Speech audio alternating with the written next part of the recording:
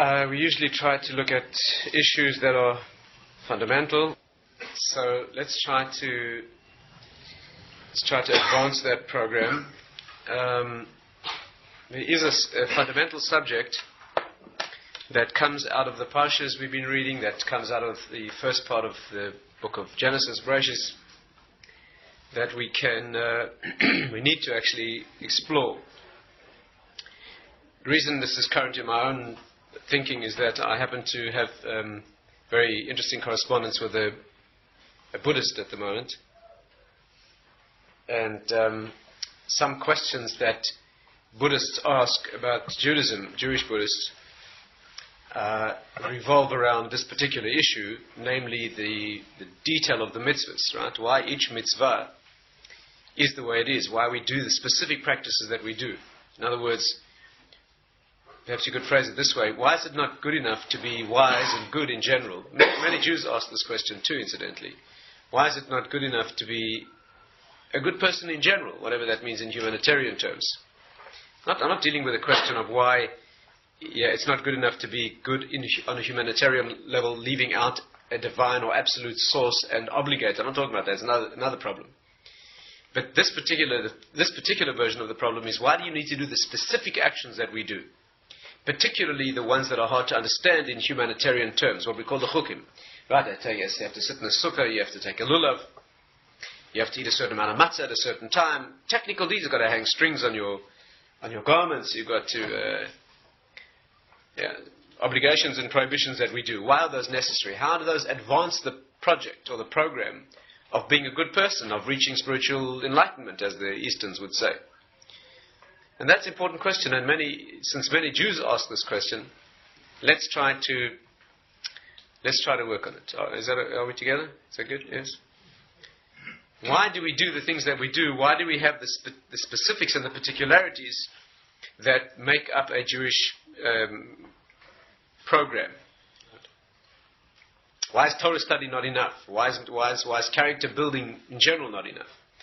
Or perhaps in broader level, why is it not enough to have the mitzvahs between man and man in general? Why do you also need the mitzvahs that we call chukim, the things that are between man and God, and the things that are very hard to understand, that no natural intelligence or no modern natural intelligence would come up with? Right? Nobody would fathom that you couldn't wear wool and linen in your clothes together, or that you have to hang strings on your fringes on the corners of your garments. And that's not natural. In fact, it's a wonder that could have ever been figured out. Avraham Avinu figured these things out, discovered these things, developed these things on his own. That's another problem. How did he do that? It has to be answered. So there are many aspects to this question, but a fundamental question. To put it in this most extreme or perhaps aggressive form, one of the ways they ask this question is, why are we so petty? And sometimes a Jew from an Eastern training or Eastern background will say, does God really care if does he really care if you do this tiny action on Shabbat, you take a bone out of your fish? Does he really care about that? Isn't it ridiculous to think of an absolute creator being concerned about whether you switch on a light or whether you make an almost insignificant seeming action? Why would he be concerned about that? And if you think about it, this is a real question. In Jewish terms, the details are almost endless. If you look in the code of Jewish law, the Shulchan Aruch, you'll see that the Shulchan Aruch determines in normative halachic practice, you'll see that it's laid down how you cut your fingernails. The order in which you cut your fingernails, or the order in which you should not cut your fingernails. The order in which you put your shoes on, in which you tie your shoelaces, and it's a different order, by the way. You should put your right shoe on first and tie your left shoelace first. Now, what on earth has that got to do with the broader issues of spirituality? Surely any Buddhist will tell you that the idea of spirituality is to reach enlightenment, to reach a oneness with the universe, a consciousness that extends beyond yourself. You're talking about cosmic things. What does cutting your fingernails have to do with cosmic consciousness? I mean, for Pete's sake, pity's sake, heaven's sake, whatever you... It's an issue. It's a real issue. And it's more necessary than ever to talk about these things, because in the modern world, things like mitzvahs, specifics of mitzvahs that we don't readily see the application or the effect of those mitzvahs, right? They sometimes seem less relevant than they should, because people don't understand the depth behind these things. So let's try to think this through. It's a vast subject, of course. I can't really cover it in one discussion, but let's begin. It's a fundamental issue. I mean, again, there are different ways to look at it. Of course, you have to be open in the first place. There was an event once, interesting event that transpired in the Polish Parliament. That's in the last century, a long time ago, during the communist era, when it happened to be that many members of the Parliament at that time happened to be Jews. Jews who had no connection. In fact, were negative about their Jewishness. But it so happened that the president, the prime minister at the time, was a non-Jew who was very respectful of religion and very respectful of Judaism. Very interesting thing. And many of the Jews around him were not. And once an issue came up in the parliamentary debate, about some issue that affected religion, the Jews, and the Jews began to ridicule it. The Jews began to ridicule the issue and say, and in order to demonstrate how petty and ridiculous they thought their own religion was, they started to quote things of halachic significance in front of these non-Jews to show them how petty and insignificant and completely irrelevant Judaism now is. And one of the things they brought up was the fact of how you tie your shoelaces, another one was how you cut your fingernails. And they were laughing about these things and showing how ridiculous and petty these things are. And the discussion came to an abrupt end when the Prime Minister, this non-Jew, said to these Jews, he said, I'm absolutely fascinated to see that there's a religion that can even extract meaning from cutting fingernails. That's absolutely amazing. I'm very impressed by that. That your spiritual system derives higher meaning and deeper significance from even the smallest things like how you tie your shoelaces. That's remarkable. See, it depends how you look at things. And of course, each mitzvah needs to be looked at. One of the questions I received in this Buddhist correspondence was, why is it relevant anymore? Why do you have to sit in a sukkah, for example? Why have to take a lulav? Why do you have to sit in a sukkah? Why you have to sit in a sukkah? People who think that mitzvahs are no longer relevant. You have to go out of your house and sit in a sukkah. What's the relevance of that? If you think about it for a moment, anybody who knows anything about it, take any mitzvah, but take that for example, anyone knows anything about that mitzvah, can't help understanding, can't help noticing that if it ever was relevant, it's today. One of the basic ideas of living in a sukkah is to renounce the protection of your home, to go out into an environment where you don't feel secure because there's a thick concrete roof, your mansion, your castle surrounds you and protects you.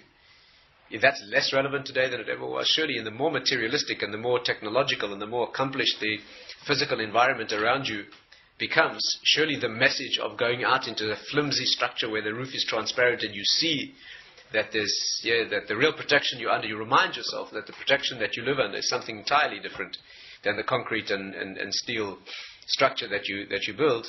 That's less relevant today than it ever was. If there ever was a time in human history that the message is relevant, that you really need. On the contrary, I would say in previous ages when you lived in more flimsy accommodation, you might have questioned why you need to go out to live in a sukkah that probably leaks just a bit more than your house does, if that was the kind of house you live in. But today, if you live in a mansion with technological, wonders of convenience and protection and security, right?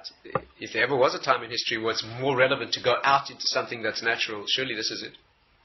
So each mitzvah needs to be understood in terms of what it teaches and what it is. But let's look at the problem, the issue in a much more global perspective and see from a more global perspective, and let's see if we can try to fathom this idea and see how uniquely central it is to Jewish thinking.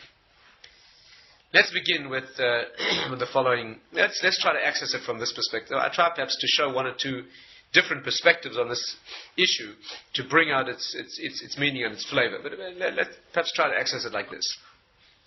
There's a basic question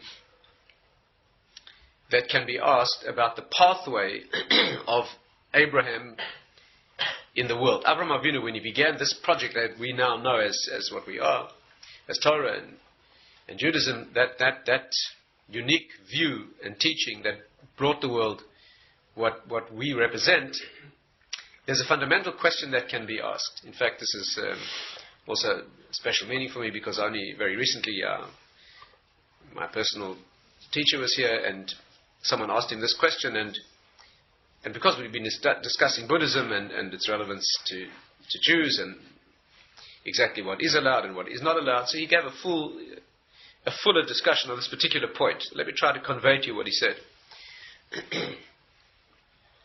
Someone asked him the following question, and now focus with me because it was a demanding subject. Someone asked him this. Our teaching is that Avraham Avinu began the process. He was an absolutely radical, iconoclastic, individual. He broke the idols of his father and of his society. He stood on one side, the whole world stood on another side. He was ready. He was so committed to his understanding of reality. He was ready to be thrown into a furnace for it. In fact, he was. Nimrod threw him into a fire for it. He emerged only saved miraculously. He was completely and utterly radical. There was nothing, no one before him and no one after him who had that power of initiative. Right? You have to understand this. He was a child living in a world that was unified in its opinion. It wasn't like today. Understand that today there are certain currents of thinking in Western society, let's say, but there are dissensions, there are minority views. He lived in a unified world. He lived in a world where there was nothing else. There was one unified ideology under the king called Nimrod. Right? Before there was a split between the West and the Far East in the world in general in ideological thinking. There was one united humanity, and they all had one philosophy, and that philosophy was that God is irrelevant. Not that he doesn't exist, but he's irrelevant. Yes, they built a tower, and they want to go up in that tower. The intention was to rise in that tower. They were going, whatever the tower means, some edifice, some structure, some project, some program that would enable them to reach the source of creation and tear it away from its creator and run the world themselves. That was their philosophy. Not that they were in charge. Exactly what name is given to this kind of philosophy and what is it idolatrous, is it not? We're not going to go into that now. And he perceived that was completely wrong and radically took a stance against that, right? At the cost of his life if necessary. You know, he was only 3 years old at the time. You know that? He had his first major insight when he was 3 years old. And then he had a greater level of insight when he was 48 years old. And when he was 75, he reached a prophetic level where God actually spoke to him. But even as a child, you know the famous story, he broke his father's idols. You know, you must know the story. You hardly need to be in Cheder for one day. You'll know the story. He broke his father's idols and he left one standing. And he put the hammer that he had used to smash the idols in the hand of the biggest idol. When his father came in, he said, "What's going on?" He said, "Don't look at me, he did it." Pointing to the idol that had the hammer in his hand. His father said, "Don't be an idiot. You know he could never have done it. It was only stone." So he said, "So why do you worship him? Why do you attribute power to this being or regard him as an emanation, a reflection of a certain power, when you yourself ready to acknowledge that he's a creation of your own hands?" And by arguments more sophisticated, he was able to demonstrate to many people in his generation the falsehood of their beliefs. He didn't do it incidentally by coming to a recognition of the truth. He did it by breaking down, by recognizing, just like we study in Gemara. When we study Talmud, we don't start with a right idea. We start with what's called a havamina, a wrong idea. And by deconstruction of the wrong idea, we come to an understanding of the truth. That's what he did. He was given, he was an idolater like the people around him. That's what we say in every Pesach Seder, right? He came from a family of idolaters. He was brought up like them. He had examined every idolatry in the world. And by perceiving their falsehood and what was wrong with them, from that he constructed and derived the notion of the truth. Right? That's who he was. So that's the picture we have of him, and he founded the system that became Torah. There was nobody like him, completely radical in his vision. Now, and how is this phrased, incidentally, in the secular documentation? If you look in any history book, Jewish or non-Jewish, they'll tell you that Abraham was the great father of monotheism. You know that? You recognize that? He brought monotheism to the world. He taught that there's only one God. It's an idolatrous universe. He taught that there's only one God. There are fundamental questions here. Let's try to approach them. First of all, what was so radical about Abraham when the knowledge of one God was widespread in the world? Let's get that clear. First of all, how can we see that best? First of all, perhaps the clearest way to see it is, during his generation, there was already an academy, already a yeshiva, known as the yeshiva of Shem ve'Eber. Shem and Eber ran a yeshiva. Shem was no less than the son of Noah. Nobody had forgotten about God's existence. Noah's son still walked the earth. You need to look at a chart of Jewish history and see the timelines of how those people lived. Adam lived for 930 years.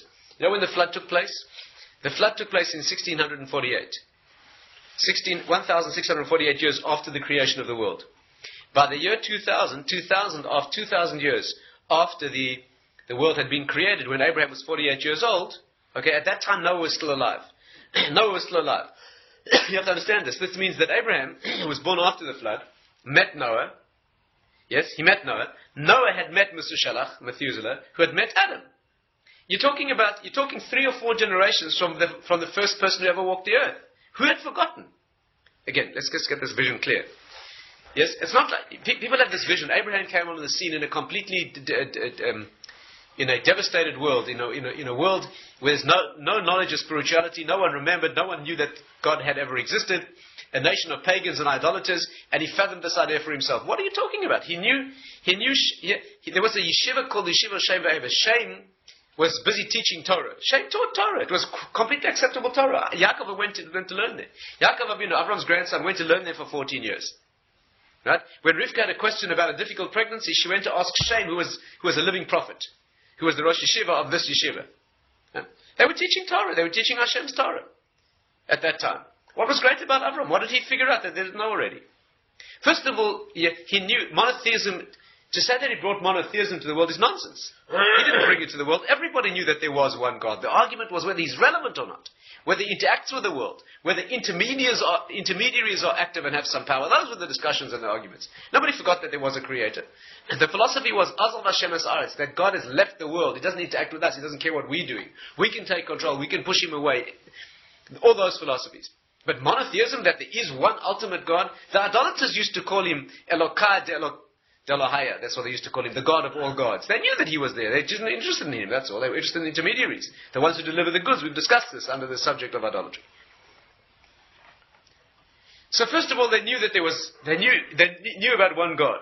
Secondly, nobody had to look very far. In Abraham's generation, do you know that he lived for 58 years during the life of Noah? Do you know that? That means Abraham was 58 years old when Noah died. It's easy to remember because Noach is 58. Nun and Chet is 58, right? You have to be... If you don't remember that, then there's no hope for you. So, for the first 58 years of his life overlapped with the life of Noah. And Noah's son was still alive, Shem. And they had met someone who had met someone who knew Adam. Do you know what that means? It means like meeting somebody who could tell you that his grandfather told him that he knew Adam, personally. Who spoke to God face to face. Prophecy was alive and well. Shem was a prophet. That means a direct connection with the source. Who on earth had forgotten about one creator? And therefore the question we have to ask is, what was fundamental about what he taught and what he discovered? Secondly, we credit him with being the originator of Torah. You know, it says in the Midrashim, for example, Abraham figured out the Torah, he calculated, he fathomed, intuited the nature of the Torah, right? And he brought it down to the world. Right down to all its details. He even figured out the details and nuances of the rabbinic laws. And he kept those laws. The only thing he didn't keep was circumcision, bris milah, because he wanted to wait until he was commanded, and then he did it. Right? Which puts it all together, sums it all up. What's the numerical equivalent of the word bris? 612, right? Which means that in this mitzvah, all the others are contained. Yeah, you have to understand why that is. If there's time, we can talk about that too. So, he brought this to the world, he fathomed it, he figured it out. The question to ask is, why is he given credit for that? Shem and Ever were running yeshiva teaching the same material, it would seem. They wasn't teaching Torah.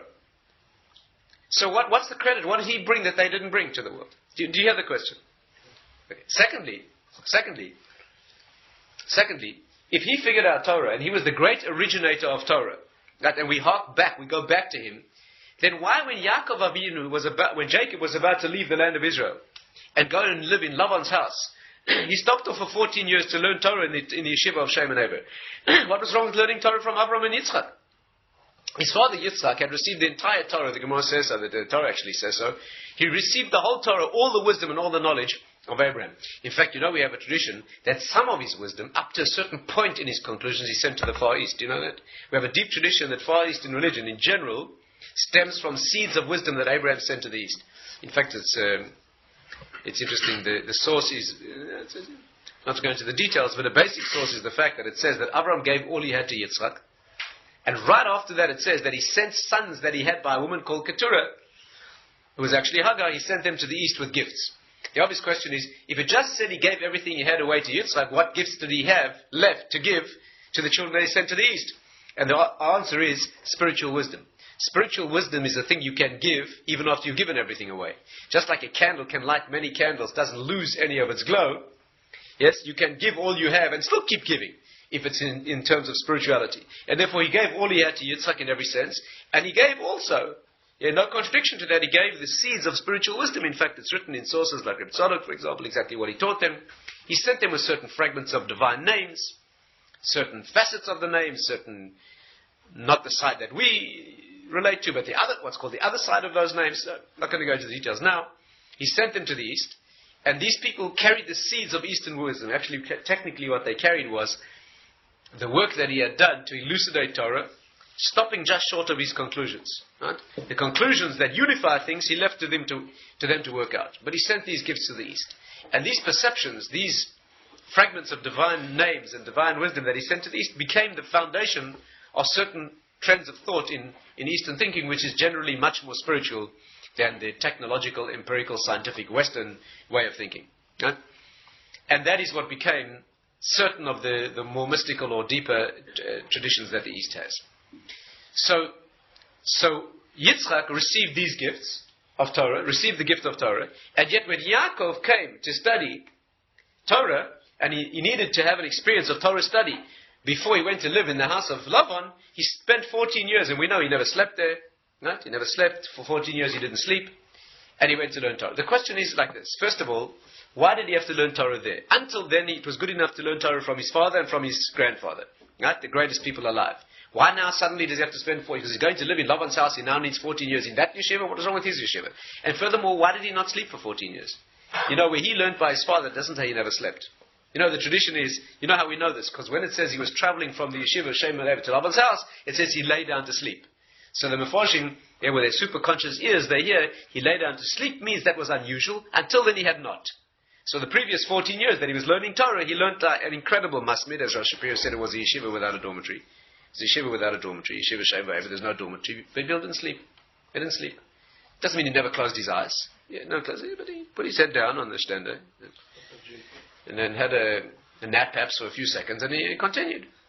You can still see people today in the certain corners of the yeshiva world who do that or try to do that. Why is it that he undertook that sort of Torah study for those 14 years and didn't sleep? There's no mention of the fact that beforehand, when he learned Torah in the tent of his father and grandfather, that there's no indication that he learned in that fashion without sleeping. Why not? Why not? What's the difference? That's a mystery. The third question to ask is the one we mentioned before. When Rivka had a difficult pregnancy, she was pregnant. When she went past a house of spirituality, right, of positive spiritual manifestation, she felt the pregnancy respond. The child, as she thought, tried to get out, as it were. When she went past a house of idolatry, the negative side of the dark side of spirituality, the child again tried to get out. She didn't know she had twins.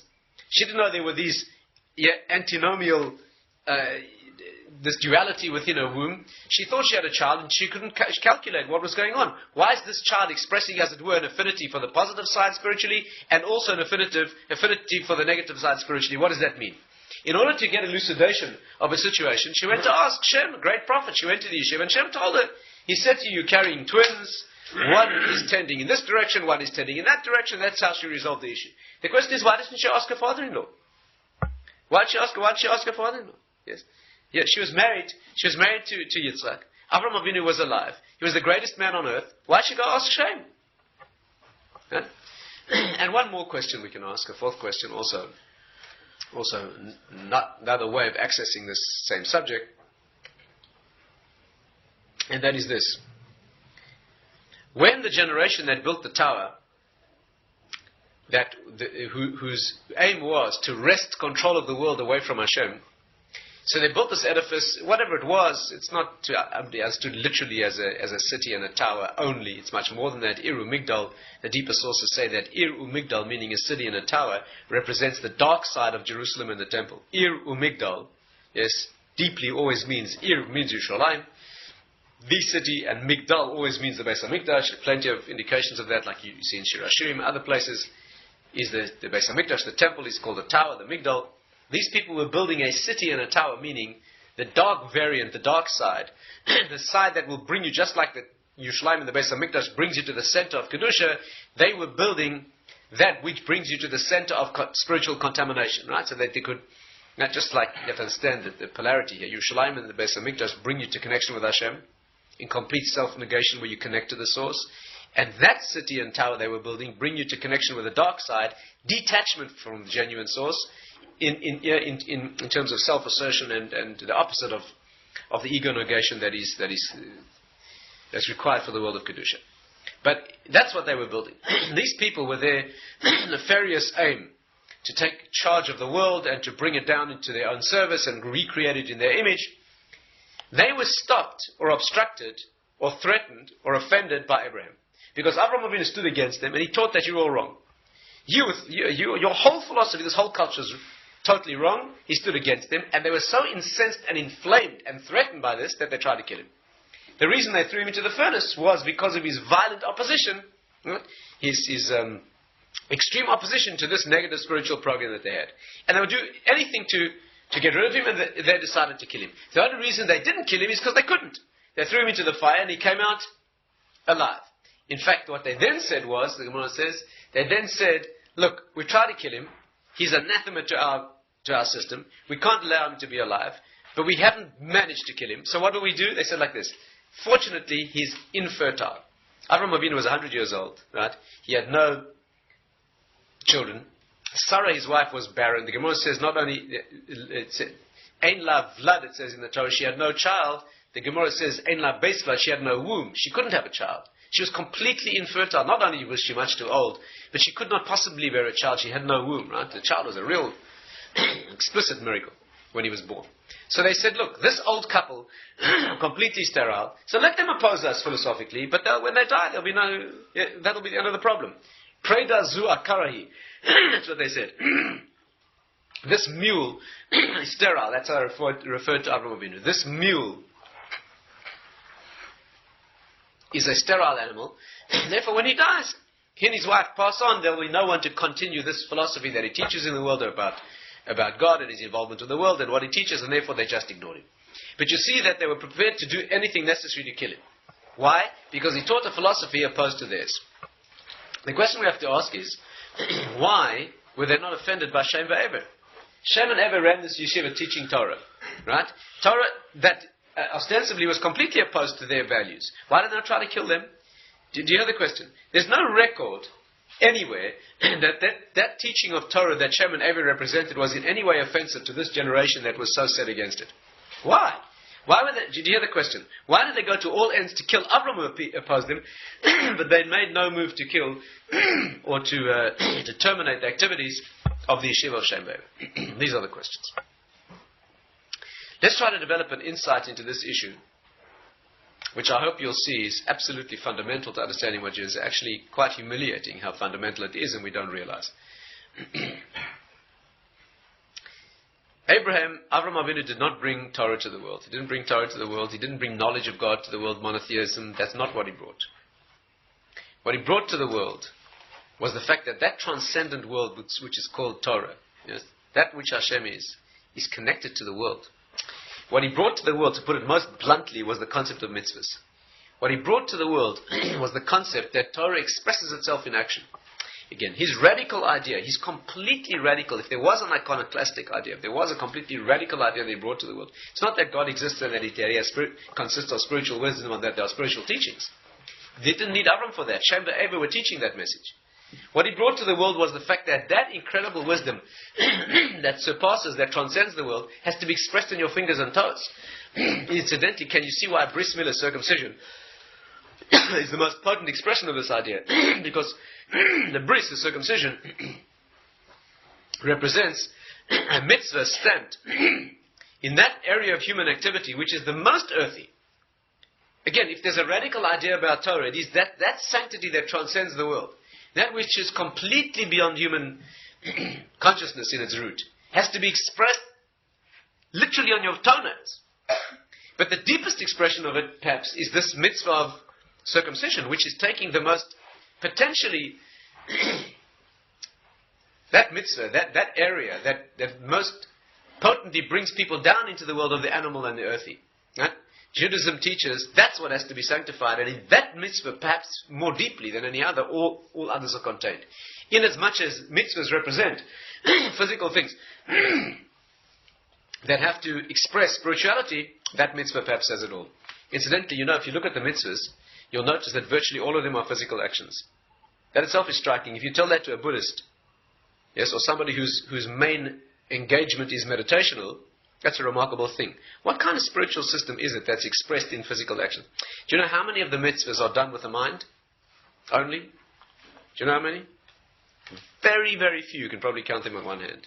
Things like love of God, avas Hashem, yiras Hashem, certain things that are mainly in the heart and mind.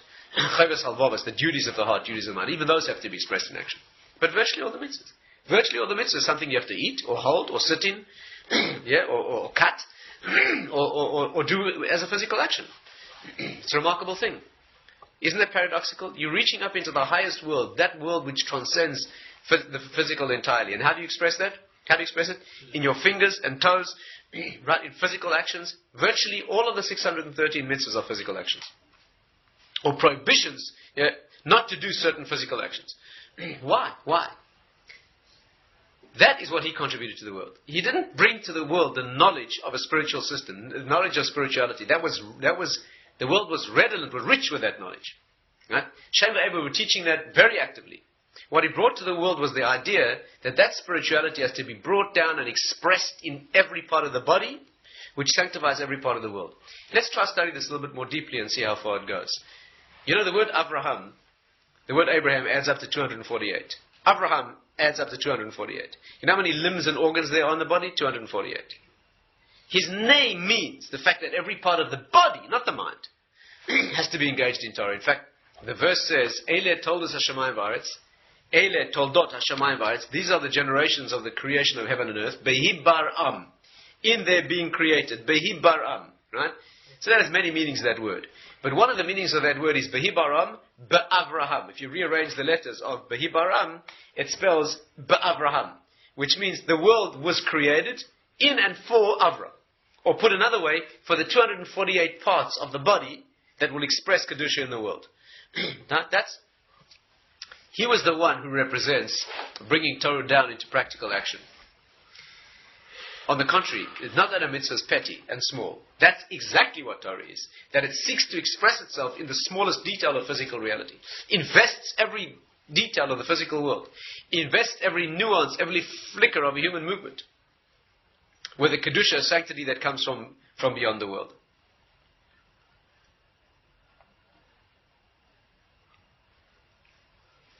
That's what he represents.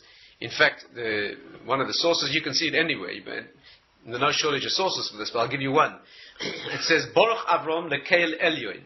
Avram Avinu is blessed, lekeil elyon, to the highest God. Keil elyon, the God who is above. Above. Koine shamayim v'aretz, the one who acquires heaven and earth. Right? So, on one level, it sounds a poetic sort of a statement. Avram Avinu is blessed, and he's connected to Keil elyon, Hashem who is above the world, who owns the whole world. The Gemara analyzes it like this. Lekel elyon, that means the one who is above the world. Elyon means above the natural world. Elyon means above the natural world. If you want something to remember it by, since we're between Hanukkah and Asara B'Teves, Elyon spells Al Yavan, above Greece. You know what Greece is? Yavan, Greece, is the philosophy that the world is what we see and experience. That our scientific access, the empirical scientific knowledge of the world, and combined with philosophical investigation, that's the real knowledge. Not the transcendent wisdom that is Torah. That's Yavan. Elyon means above Yavan, right? Above the world. Above the world of human experience and human knowledge. That's who God is. And then what is he? Avram Avinu is the one who, the way it's put in the Medrash is Asher Hikna. That means he acquired the earth for Hashem. He acquired heaven and earth for Hashem. How did he acquire? What do you mean he acquired the earth? It means that by putting the spiritual knowledge, spiritual wisdom that is above the world into the world, he makes a bond. What is a kinyan? A kinyan means that I'm attached to something in the sense of a possession. Kinyan means a possession. I have a relationship with that thing that it belongs to me. The world was divorced from God in a sense. That means he was above the world and the world is separate. Comes along Abraham to do what? To acquire the world for Hashem. That means to take that which is above and beyond, transcends the world, and make a connection with the world itself. That the world becomes, as it were, his kinyan. How does that happen? By a human being who takes every part of his body, just like the Hibar Am means, in the creation of heaven and earth entirely. That's expressed in a human body that has the corresponding parts that correspond. Each part corresponds to one part of the world. And what does he do with that? He expresses the divine, transcendent essence in every aspect of physicality, through his body and through every part of the world. That is called, makes an acquisition of heaven and earth to Hashem. That's his unique contribution.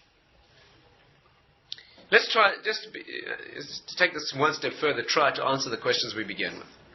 First of all, did he teach monotheism? Nonsense. Nonsense. Shem and Eva were teaching monotheism, right? They were very, very holy people. Shem was a prophet. So they knew all about Hashem.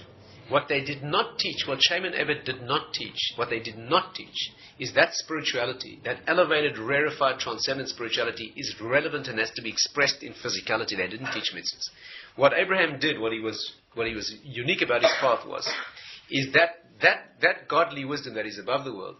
If you want to put it in modern terms, let me paint you a broad, perhaps slightly exaggerated picture. May I do that?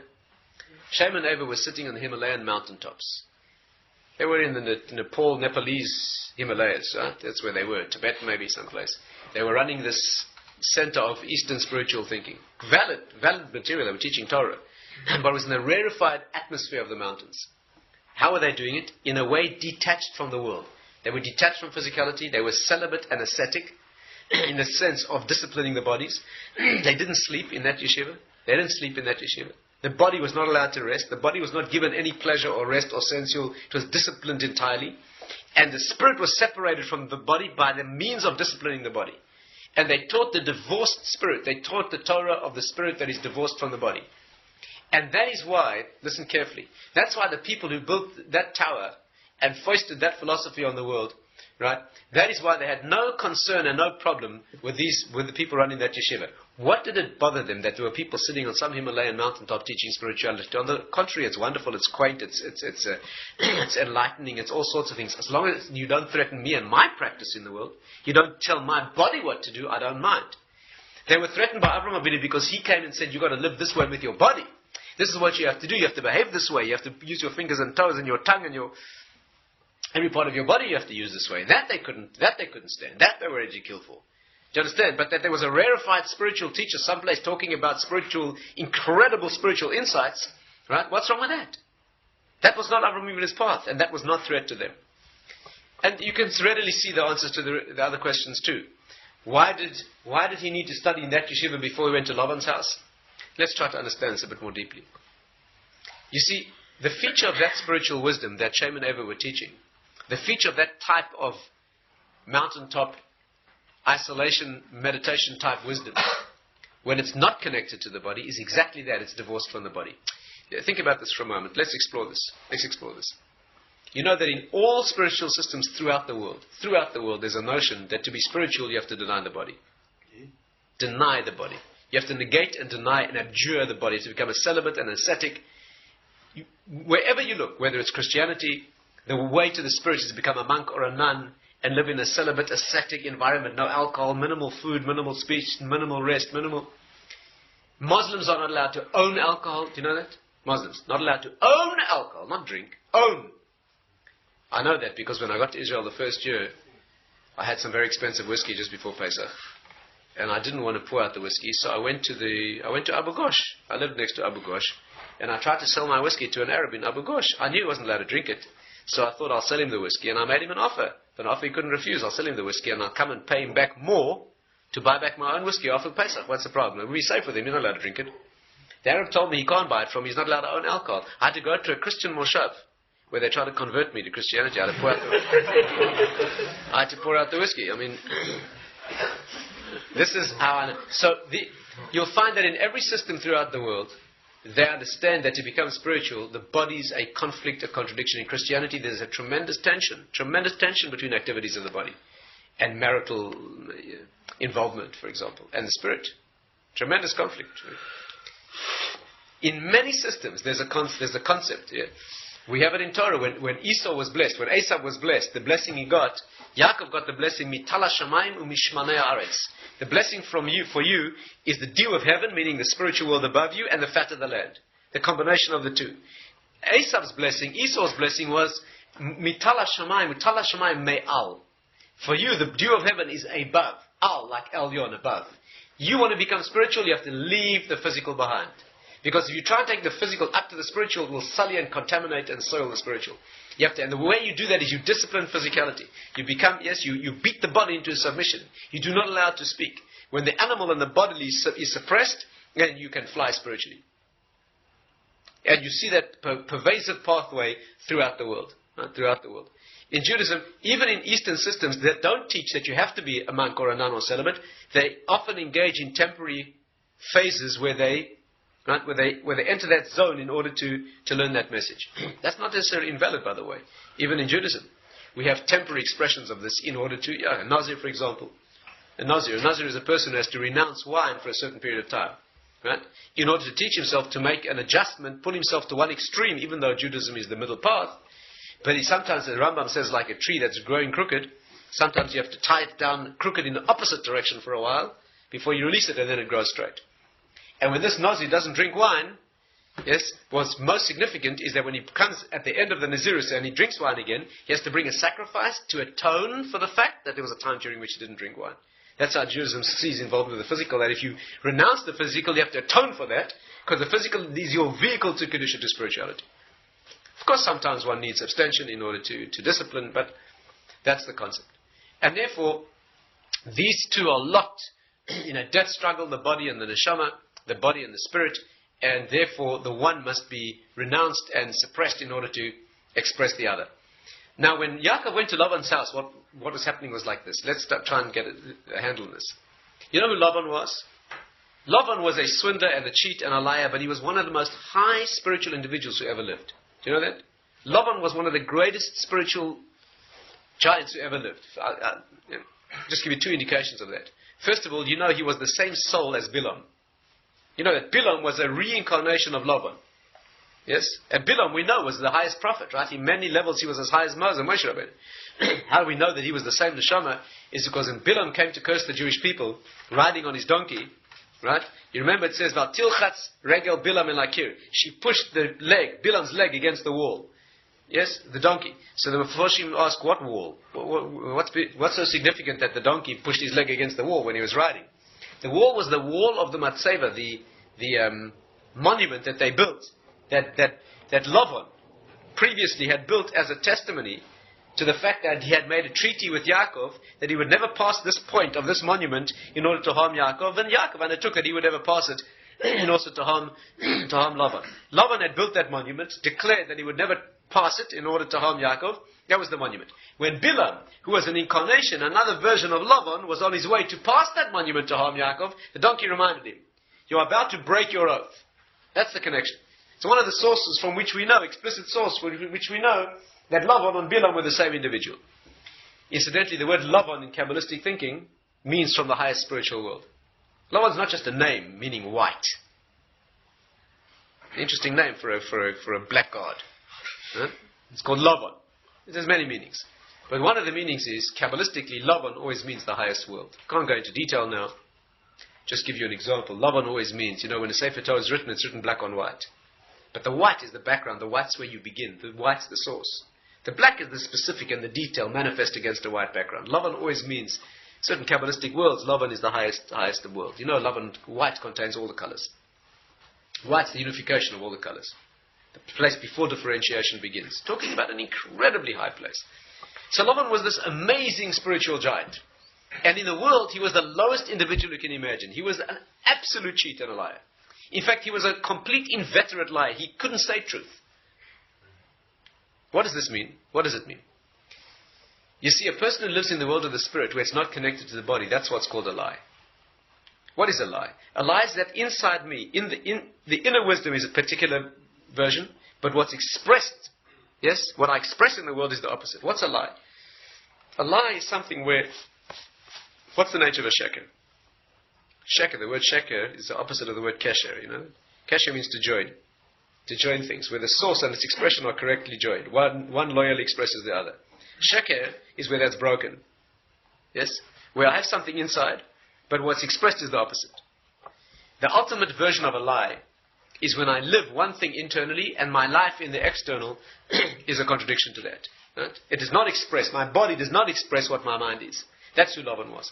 He didn't happen to be a liar. He was a liar because the world of spirit, that's not expressed loyally in action. Yeah, that's what a lie looks like. That's who Laban was. And therefore, when Yaakov Avinu went to live in the house of Laban, who was a liar and a cheat, the kind of yeshiva he needed to go to was not Avram Avinu's yeshiva. He needed to go to yeshiva where the kind of Torah they taught was the Torah that's separated from physicality. Do you understand? What they were teaching in Lavan's house, in what they were teaching in Shem Va'eva's yeshiva, was what he needed for Lavan's house. Shem and Eber's yeshiva was a yeshiva where you learned the Torah that transcends the world, is divorced from the world, is separated from the world, and the world's got nothing to do with it. The world has to be, the physical and finite world has to be suppressed, ignored. It's a contradiction. When you want to know how to deal with individuals who live that way, that's the yeshiva you go to. Do you understand? When he learned in Avraham Avinu's yeshiva, he learned how the worlds are connected. He learned how the one is a perfect expression of the other. The world of the spirit flows into the world of the physical. What's in the mind is expressed in the fingertips. What's in the mind and the soul is expressed on the tip of the tongue. The one expresses the other perfectly. That won't help you in Lavan's house. When you go to Lavan's house, you need to know how you can be a cheater and a liar. How a person can separate those things. Yes? And therefore he went to the yeshiva where they teach the kedusha of that separation. Is this clear? Yes. Why did Rivka go and ask her question from Shem?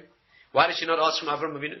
Because when she was dealing with a contradiction between good and bad, when the child she felt she was carrying tried to express herself one way in one circumstance and the opposite of physicality and sensuality and earthiness in the other, so then she was dealing with conflict. When you go to explore the concept of conflict between spirit and body, yes, Yaakov and Esav, that type of conflict, where you go is the yeshiva of Shem. You don't go to Avraham Avinu for that. Avraham Avinu teaches the harmony between these two. Do you understand? The expert in the disharmony between them is the non-Jewish, as it were, teaching, yes, or of Shem and Eber. That's where you go. And therefore she went for that particular prophecy which is represented by Shem. That's the concept. And therefore what we're studying and what we learn this evening is that there are two kinds of Torah. There are two kinds of Torah. There was the Torah that already existed in the world, the Torah of separation, the Torah of being a celibate and an ascetic and a monk. Incidentally, you know, there are two ways to separate the body from the neshama. It's an important thing to know. There are two ways to separate the body from the soul. There's one where the body becomes a servant by being disciplined and by being beaten and being suppressed. You become completely celibate, completely ascetic, completely, right? The body is allowed only just to survive. And by disciplining it that way in such a severe fashion, the mind can expand. And there's another way. To allow the mind to expand and reach the highest realms of prophetic insight and Torah, genuine Torah, and allow the body to be a complete animal, completely detached, irrelevant. And of course, you understand, it's Bilam who teaches that most intensely.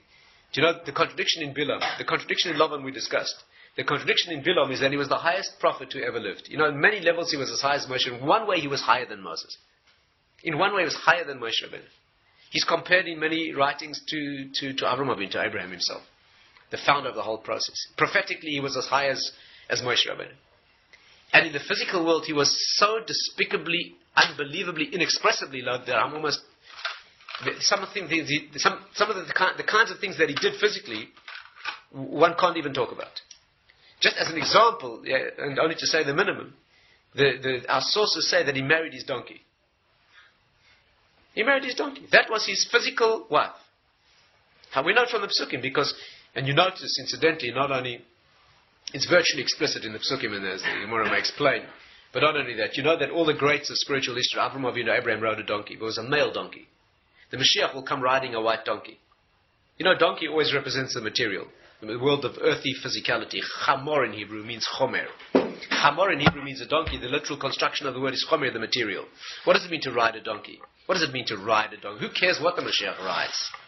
Who cares what are you concerned that he comes on a white donkey, the Mashiach? Let him come. I don't mind. I'll give him a first class seat on the Concorde. It's fine. He can come. He has to ride a white donkey. Means controlling a purification of the material. What does riding a white donkey mean? It means being in control of the purified version, the white version of chomer, of material. Do you understand? That's what it means. To be dominating where the physical world is a pure vehicle.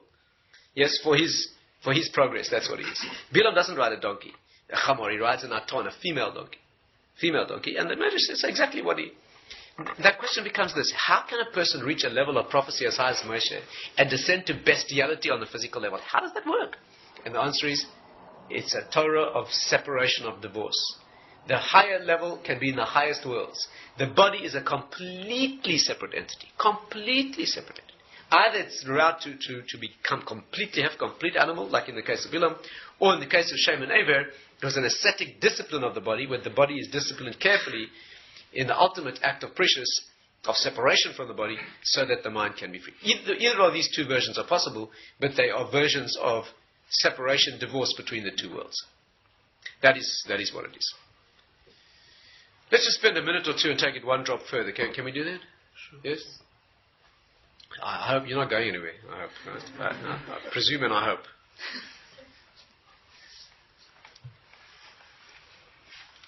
Although Jewishly, we do not abstain from alcohol and other connections to the physical, nevertheless, there's times when it's more appropriate and times when it's less appropriate.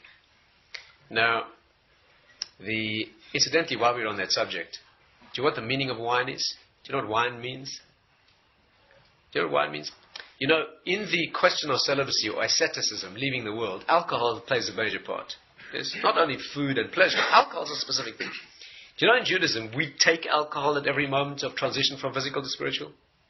You know, we're so used to it, a Jew is so used to seeing a cup of wine raised at Kiddush and at virtually every moment like that we don't even think into it. But what is the meaning of this?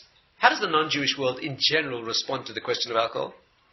In one massive segment of the world's population, it is a massive problem. A massive problem. Do you know, I read a medical article not so long ago in which they made an assessment of a certain inner city hospital in Boston, and they found that 50% of admissions to that hospital were alcohol related. 50% of people in that hospital were there as some function of alcohol. Either accident or trauma or some other medical, surgical. Or there's abstinence, like I mentioned before, because this is right, even in Buddhism, incidentally, they're not abstinent completely, but there's the injunction not to be intemperate, not to misuse intoxicants in any fashion. But in many systems, it's a complete denial and deprivation. In Judaism, we specifically take wine when we connect physical to spiritual. You know that? Here is a marriage. Two people are getting married. Two human beings are getting married. In that action of taking two physical bodies and standing under the chuppah and moving into the thing called marriage, where this relationship will be sanctified in what we call kiddushin, right? We take a cup of wine. When we sanctify the week in what we call kiddush, we take a cup of wine. Where the week moves up into the rarefied spiritual, the mundane, earthy week, moves into the rarefied spirituality of Shabbos, we take a cup of wine. Bris Milah, circumcision, the essential demonstration of this thing, we take a cup of wine. Any time that we take the physical and move it up to the spiritual, we take wine. Why is that? You know that wine is a remarkable substance. The Kabbalists teach that wine is a small chink, avenue of access into the spiritual world. Wine, you know, wine adds up to 70, yayin. The same as the word for sod, the secret or hidden world. The expression in the sages is nichnas yayin yatsa sod. When the wine goes in, the secret comes out. It means on a deep level, the secrets are revealed. Right? Wine is an avenue of access. Wine is paradoxical. Wine is a substance. Alcohol in general, but wine specifically. You know, our sources say that in the next world you'll be drinking the wine that is guarded in its grapes. You know that? Yain hamashuma ba'novov, the wine that is guarded and sealed in its grapes from the time of creation. What does it mean? That substance that releases the spiritual wisdom, that makes it manifest. Wine is such a substance that it's paradoxical. You take too much of it, you become not become released from the physical, entirely released from the physical, part of the scenery, part of the physical world. But if you use wine correctly, it has a liberating, it's able to open consciousness. A remarkable thing. It has to be used correctly. All the physical world is dangerous. If used correctly as a vehicle, disciplined vehicle. So we take wine at times when wine is a remarkable thing. That class of substances, unlike all physical things, obeys the rules of the spiritual, not the rules of the physical. You know that the rules of the physical are time makes them worse. All things get worse with time in the physical world. In the spiritual world, things get better with time, like wisdom. Wisdom amplifies and increases with age if it's nurtured correctly. But physical things like the body, no matter how the body's nurtured, gets worse with time, always. So physical things get worse with time, degenerate, decompose. Spiritual things get better with time. All physical things get worse with time, except wine. Wine is a remarkable class of substances, part of a remarkable class, that those things get better with time. Remarkable. And therefore, that's the symbol, that's the key, you know, that's the clue, if you like. And we take wine at those moments of transition from physical to spiritual. You may ask a question that some people ask, which is Havdalah.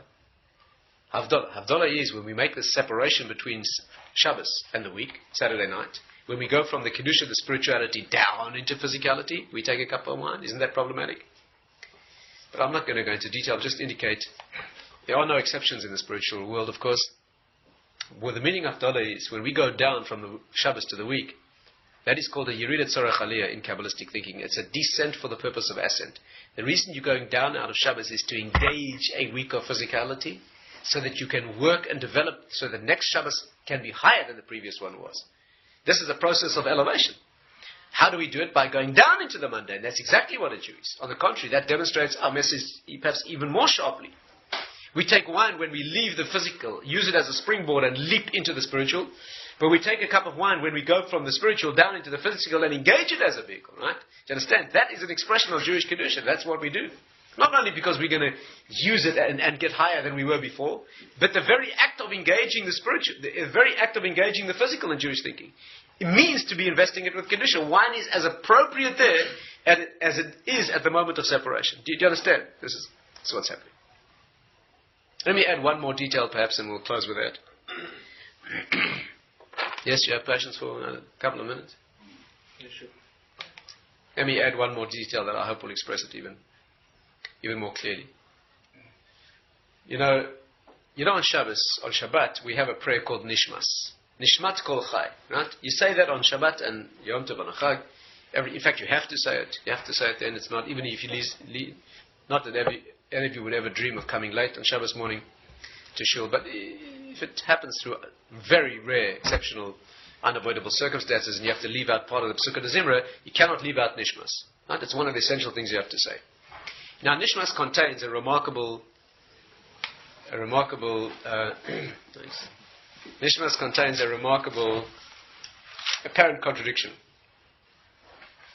Let me read it to you. Right? Within 2 lines, you have such a contradiction that it's striking. Listen to what it says. Nishmas kol chai, right? The soul of all that's alive. Tevarech es shemcha, will bless your name, Hashem Elokeinu, etc. It's a very beautiful, extremely poetic expression. And then it says like this. Listen to this. Ilufinu male shira kayam. If our mouth was filled with song like the sea, ulshanenu rina kahamo in golov, and our tongue could express song like the waves of the ocean, v'sifseisenu shevach kamer chave rakeh, and our lips could express your praise like the breadth of the heavens, ve'enenu meiris kashemesh, and our eyes were light like the sun and the moon, etc. V'yadenu prusos kenishrei shamayim, our hands were spread like eagle's wings, v'raglenu kalos kayolos, and our legs were fleet as deer. In other words, in plain non-Shakespearean English, if we extended to the full expanse of the universe, if we had the powers of all the physical world at our disposal, and we used that to relate to you, Hashem, how far would we get? Speaking, we would not manage to praise you. We wouldn't be able to relate to you. Hashem to bless your name. Al-achas, listen to this. Al-achas me alef elef alfei alofim v'ribe rive bos ba'amim.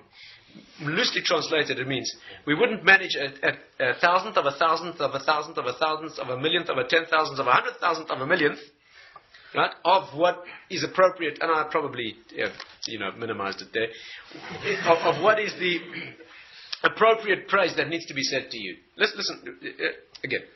If we were in control of the full physical universe, if we had the broadest expanse of all the powers in the world, in the universe at our command, we wouldn't be able to begin to relate to you with the tiniest fraction of what is relevant relative to your greatness. Does that make sense? Of course, Hashem's infinite. Of course, no matter I don't care how big the universe is. Right? Let it be any size you like. It's nothing compared to Him. And therefore, if you expand it to the expanse of the universe, how much you'd begin to relate to Hashem's greatness is irrelevant, and that's what it says. Correct? Now listen, 2 lines later it says like this. Al-Kain, therefore,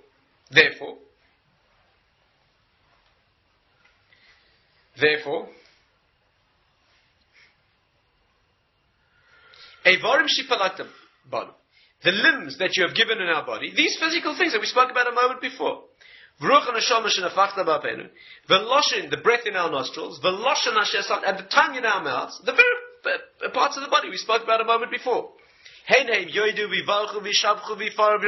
They will praise you and relate to you and sing your praises. And 1 minute ago you said that job's impossible.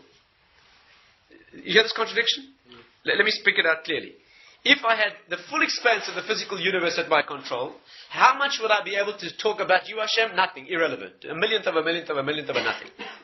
Therefore, the limbs and organs that you give me, these very finite physical things that I complained about a moment before as being irrelevant, will do what? They'll do the job. They'll speak your greatness and your praise and so. No, what's going on? In one line you say that your body's totally inadequate, unable to do it. The next line you say, but because of this, whatever this means, I'll be able to do the job. It's a contradiction, no? Now, there are wonderful answers to this. There are wonderful. The answer, I think, they credited Chaim Ozer with saying a typically Jewish answer, a very beautiful Jewish answer, which is not the line I want to take this evening, but I'll mention it. He said like this: if I had all these powers, I would be completely inadequate. The job's impossible, right? But I'll do it anyway. This is a Jewish answer. Who cares if it's impossible? We'll do it anyway. Yeah.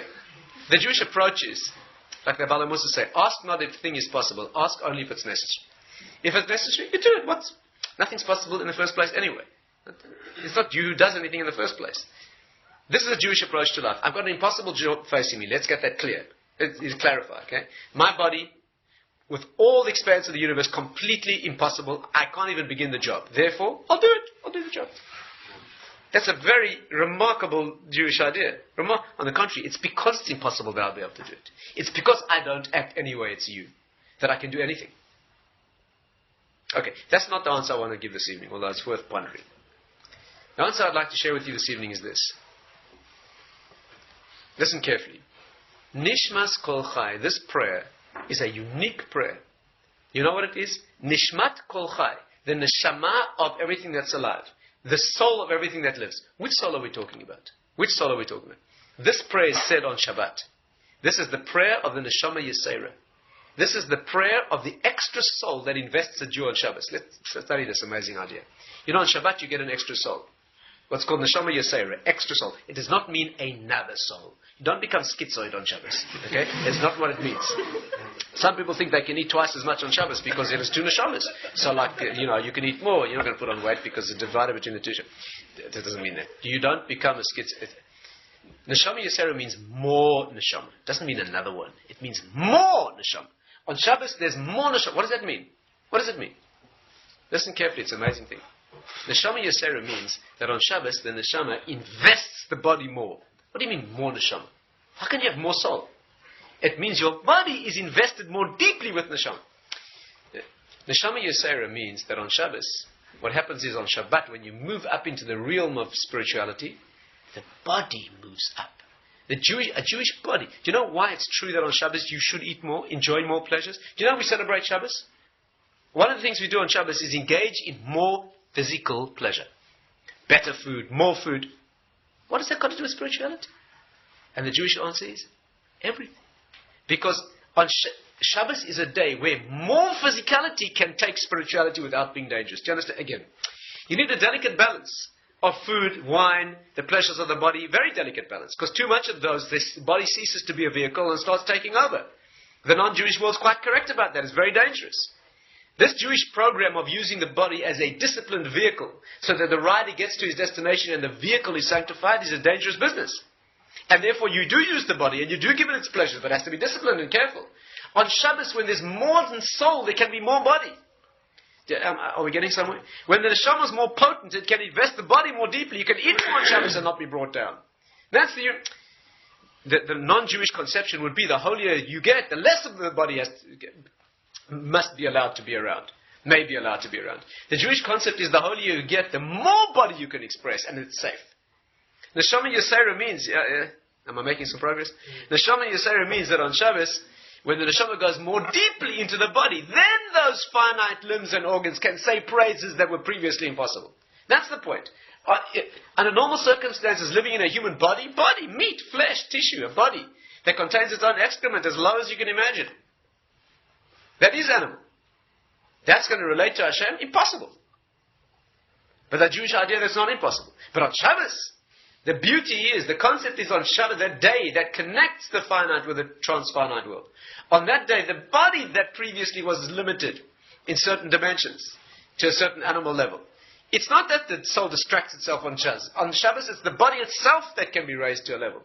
And therefore, Nishmas Kol Chai is the bracha, is the neshama, is the tefillah, the prayer of the neshama Yesera, and that's what it is. Do you know what it means that we say a Jew has a different soul than a non-Jew? Do you know what it means? It means, are we bigoted fanatics who believe that we're better? Is that what our chosenness means? It's got nothing to do with that. A Jewish soul being different than a non-Jewish soul means that the soul of a Jew goes more into his body. It doesn't mean he's got a better soul or a higher soul. It means the neshama invests the body in a different way. Another form of soul that wants to express its kedusha, its sanctity, its spirituality, has to divorce from the body. The nature of a Jewish... This is why certain non-Jewish pathways are not valid for Jews. Not because they're not good. They can be wonderful, they can be fun, they can generate all sorts of levels of understanding and spirituality. They've got nothing to do with the Jew. The Jewish pathway is to connect the spiritual and physical. The Jewish pathway is to put his neshama into his body and achieve kedusha that way. That's the uniqueness. That's the whole uniqueness of the Jewish path. You want to be a child of Avraham Avinu. To go sit on a mountaintop and meditate only and not engage the body has got nothing to do with Judaism. I'm not saying it's a bad idea. You might get all sorts of benefits from doing such a thing at certain times. But what's unique about being a Jew is that you bring the mountaintop down into the plains and the valleys. That the hands and feet, yes, that is specifically each mitzvah activates a part of the body. That's exactly what we are. It's not like they're asking the question, petty, irrelevant, why do you have to hold this with your hand and sit in the sun? On the contrary, it's activating every detail of the body, corresponding to every detail of the physical. That is what the Jewish path is. That's what Avraham Avinu means. That's why his name means the 248 organs of the body and corresponding to the 248 parts of the world for which the world was created. That's what it means. And a Jewish soul goes into the body in a different way. Do you know, one of the remarkable things is, every morning we make blessings. And 3 things that often cause people problems are the 3 blessings. Particular 3 blessings. Thanks for not making me a woman. Shaloi asani. Thanks for not making me a woman. A man says that. Thanks for not making me a slave. And thanks for not making me a non-Jew. These are all problematic. Especially the first and last. Thanks for not making me a woman. What's wrong with being a woman? What's wrong with being a woman? Okay, we have to talk about that. Not what's wrong with being a woman, but why we make that blessing. It's not tonight's subject. You have to remind, we'll talk about it again. And a woman doesn't make a corresponding blessing, thanks for not making me a man. A woman makes a blessing thanking Hashem for creating her as she is. That means I already reflect your rotzen. I already look. A man doesn't look like he's supposed to look. A man thanks on the contrary. You know what it means, thanks for not making me a woman? It means thank you for not making me with her perfections. That means, thank you for giving me the deficiencies that cause me to have more mitzvahs, to bring Kedusha into more. I have more work to do. I have more mitzvahs. A woman has less mitzvahs. I have more mitzvahs and I thank for that. She thanks for already being perfect in those areas that do not need the work of perfection. We have to talk about that in more detail. Why thanks for not making me a slave? Because a slave has less mitzvahs. A slave has less mitzvahs. And therefore I thank for being given the privilege of more work that I have to do. What does it mean, thanks for not making me a non-Jew? What does that mean? But the specific question I want to ask this evening is, how could I have been a non-Jew? How could I be? What do you mean, thank you for not making me a non-Jew? How could I have been a non-Jew? I'm a Jew. Let me try and make this a bit more dramatically clear. Do you make a blessing in the morning, thanks Hashem for not making me a banana? Baruch Hashem, shaloi asani banana. What's that? Why not? Why not? You know why? Because you couldn't have been a banana. Is this clear? You might have been a monkey, but I don't know about being a banana. So therefore, yeah? You don't make a blessing for not making me things that you aren't. Thanks for not making me a peach and a banana and a pear and a lump of wood and there are a lot of things I'm happy I'm not. Do you hear the problem? The answer is you could have been a non-Jew. You could have been a non-Jew. You could have been a slave. And you could have been a woman. If you're a man. Because the differences are not differences in essence. A slave is not a difference in essence. He's different in situation. A woman is a different expression of the neshama in the body. You have to explain what that means. Do you know what it means for not making me a non-Jew? You could have been the same soul as you are, in a sense, and been a non-Jew. What does it mean? That the soul that you were given comes into your body in a different way. It comes into the body in a different way. There's a different investing of the body. You were born as a person in the world whose role is to bring Kedusha into the body in a unique fashion. Not you more capable of spirituality, on the contrary. Shem ever were teaching a higher Torah, if anything, than Avraham Avinu, in a certain way. They were reaching certain heights of spirituality that there's no problem with the heights of spirituality. Lavan was there and Bilam was there. Bilam was as high as Moshe Rabbeinu was spiritually. That's not what's unique about us. Is this point coming across? Am I getting somewhere? What's unique about us isn't that we are high spiritually. What's unique about us is that we are lower in bringing spirituality into the physical. That's what's unique about it. That we invest the vehicle of the body with a certain condition that is unique to the Jewish path. And therefore, the battle's not to be fought on the level, are we better, are we not worse, are we more spiritual, less spiritual? Can you achieve more sitting on a mountaintop and meditating, higher wisdom, low? That's not the issue. Abraham did not come to the world to teach that. He did not come to teach the world about Hashem, who is Elyon, who transcends the world. He came to teach the world about Akel Elyon, who's above the world, Koine Shemayim V'Aretz, that brings that down into the world. You know what the word Yaakov means? Yud Akev. Putting the Yud, the 10 emanations, the highest level of spirituality, into the heel, into the Akev. That's what Yaakov means, Yud Akev. What's this discussion of the heel? What's so special about the heel? Because that's where a Jew is. That's what makes you unique, not what's in your head. What's in your head can be the same as a non-Jew. That's not unique. When Esav was killed, when Esav died, he was beheaded. Chushim ben Dan killed him, Yehuda, Chushim, both of them together, whatever happened. Esav was beheaded. His head rolled into the Machpelah and was buried there, and his body was buried outside. Esav, the father of those non-Jews, who teach the separation between spirit and body. Do you understand what happens? His head is buried in the Machpelah together with Adam, together with Avram, together with Yitzchak, together with Yaakov. His head is buried in the same place. That's his head. But his body is nowhere near, because of complete separation. Avram, Yitzchak, Yaakov, their heads and bodies are buried together. Man and wife, same idea, head and body, deeply connected. They're buried in the Machpelah. Machpelah means doubling. Machpelah. Kefal in Hebrew means double. Machpelah means a place of unity of spirit and physical. The higher world meets this. The Gemara says the Machpelah is 2 caves. One cave in another, one cave above another. Machpelah. In which city is the Machpelah? What does Chevron mean in Hebrew? Joining together. Chibur, joining together. Where this world meets the next. That's what Chevron is. That is what Judaism is. Where's Esav? His head is there, his body's outside. Is this message clear? So what we learned this evening, I hope, as an introduction to the subject of what we call precious. Precious means asceticism, celibacy, or asceticism, separation from the physical. Can I leave you with a thought? In any book of Jewish character development, take Basilis Yesharim, books that teach you how to develop, you'll find a chapter on precious. Prishut, separation. Separation from the physical. Separation, did you hear what I just said? Separation from the physical. A lengthy chapter on how you separate yourself from physicality. Does that bother you? It should. We just spent the whole evening saying that we don't separate from the physical, so how come? You hear the problem? But the answer is this. Yeah. Of course we separate from the physical. We separate entirely from the physical for its own sake. That's what you never engage. You never get into the body for the sake of the body. That's as low as you can get. We get into the body for the sake of the neshama. That's what we do. Precious means, you have to understand this clearly, prishut means to separate from the body as body. To separate from the body for the sake of body. That you have to lift out of. Engaging the body, yeah. When you eat a meal, what does it mean in practice? You eat a meal, you know why? You eat a meal, you eat enough, and you enjoy it. Why? So that you can have the sustenance, the nourishment, the well-being, the sense of well-being to get out there and do your mitzvahs. That's why you eat a meal. Yeah? If you eat a meal just for the sake of the feel-good, of the taste, huh?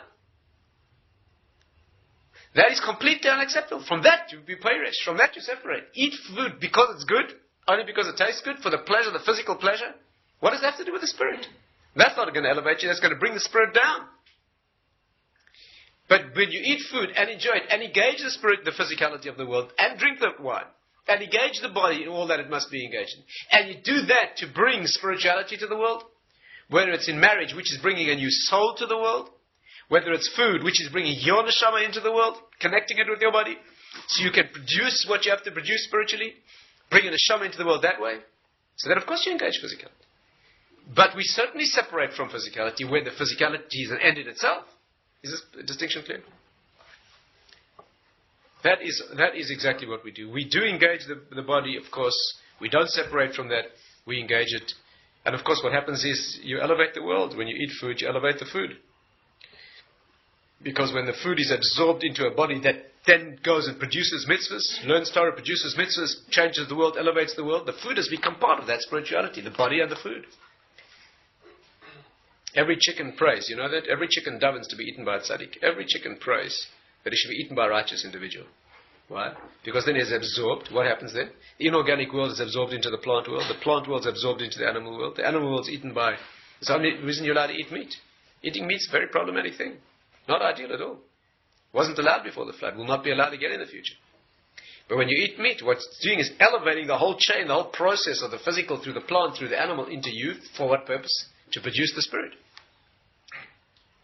So that whole process. But if a chicken is eaten by a not a righteous individual, that's a disaster. The disaster is the chicken's worst nightmare. Is to be eaten by, yes, at best by somebody who doesn't do anything, just kills the chicken and eats it, or worse, somebody who eats it and does negative things, that he's become transmuted into negative energy, the terrible thing. And therefore every chicken davens, every carrot longs to be eaten ultimately by a tzaddik, by somebody who's going to transform it, transmute it, elevate it into, along with his body, become the material of his body and translate that into spirituality. That's what it is. And therefore, that's the concept. Avraham Avinu came to the world to teach something unique, not to teach Torah to the world, to teach the Torah that is our Torah, which brings Torah into mitzvah, as they must be. Now, the Gemara says that every time you learn Torah, it has to be almanas lasos, in order to perform. If you don't intend to perform in action from what you learn, then you don't have Torah either, and the Torah is not Torah. You learned it and you become wiser, that's not called Torah. The Gemara says anybody who learns Torah and says, I have Torah but not mitzvahs, I'm not interested in mitzvahs, I'm interested in Torah. Says the Gemara, he doesn't have Torah either. Why? He learned the Torah, he has all the wisdom. That's not Torah. Torah is a spiritual wisdom that wants to be, seeks to be, desires to be applied and expressed in the world of the body and the physical. When it comes into the physical and it's expressed that way, that's called Torah. A person doesn't intend to bring it into physicality, there's no connection made to the physical, to the mitzvahs, to those tiny details of fingernails and toenails and feet and shoelaces, as well as the bigger ones. That kind of Torah is not a Torah either. Because what's unique, where we stand on one side of the world and all the rest stands on the other, is not in terms of spiritual wisdom. That's not our subject this evening. But where we stand, different, is that we are children of Avraham Avinu. What he brings to the world is this unique facet of Torah that is wisdom connected to the world. And with this, of course, you can understand why when Yaakov meets Esav, he says, Im Lavan Garti, I lived with Lavan, after coming back from the base Lavan. He says, Im Lavan Garti, and what does Rashi say? Im Lavan Garti, v'taryag mitzvah shamarti. I lived with Lavan, and I kept 613 mitzvahs. The word Garti is the same letters as 613. It means I lived with Lavan, I kept 613 mitzvahs. And the question is, what exactly did he mean?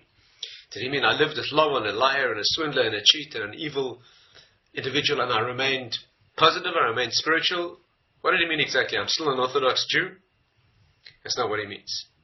What he means is, I lived with Lavan, a person who lives in the higher world and is disconnected from the world, and I kept mitzvahs there. That's what it means. Im Lavan Garti. I was with Lavan, who's not connected, who's totally disconnected from the world. His actions here are completely inconsistent. And with Lavan Garti. With Lavan, 613. With him in that, he who lives in that higher world, disconnected from the lower world, I lived there in that environment and I connected it. That is the meaning. Okay, we can stop it for now.